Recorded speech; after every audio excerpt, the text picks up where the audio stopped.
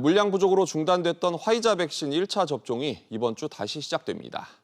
이런 가운데 오늘부터 백신을 맞고 나서 중증 이상의 이상 반응이 나타날 경우 백신과의 인과성이 부족해도 의료비 지원을 받을 수 있게 됐습니다. 엄하은 기자와 자세히 알아봅니다. 일단 화이자 백신 1차 접종 중단이 됐었는데 언제부터 재개됩니까? 네, 오는 22일 다가오는 토요일부터 화이자 백신 1차 접종이 다시 시작됩니다. 75세 이상 어르신 등 모두 204만 명을 대상으로 진행되는데요.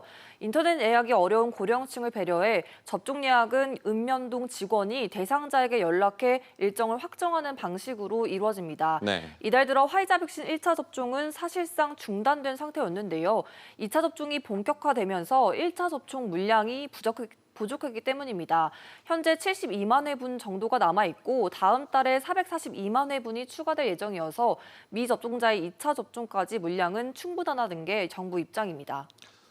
국내에서 만들고 있기도 한 아스트라제네카 백신 공급은 어떻게 진행되고 있습니까? 네, SK바이오사이언스 안동 공장에서 아스트라제네카 백신을 생산 중인데요.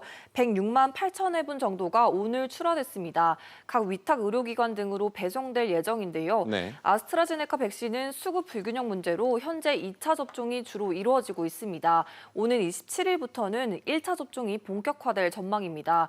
이런 가운데 SK바이오사이언스는 백신과 관련해 유럽 당국으로부터 제조 품질 인증을 획득했는데요. 국내 백신 제조 시설이 이 인증을 획득한 것은 이번이 처음입니다. 그렇군요. 오늘부터는 백신을 맞은 이후 이상 반응에 대해서 의료비 지원이 시작이 되는데 얼마를 받을 수 있는 겁니까? 네, 정부는 오늘부터 백신을 맞은 뒤 중증의 이상 반응이 일어나면 인과성 근거가 부족해도 의료비 지원을 하기로 했습니다. 1인당 최대 1,000만 원을 지원하는데요.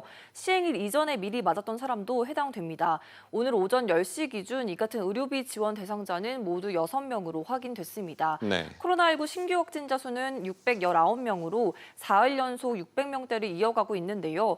월요일 기준으로만 따지면 지난 1월 이후 133일 만에 최다 확진자 수를 기록했습니다. 네, 엄 기자 잘 들었습니다.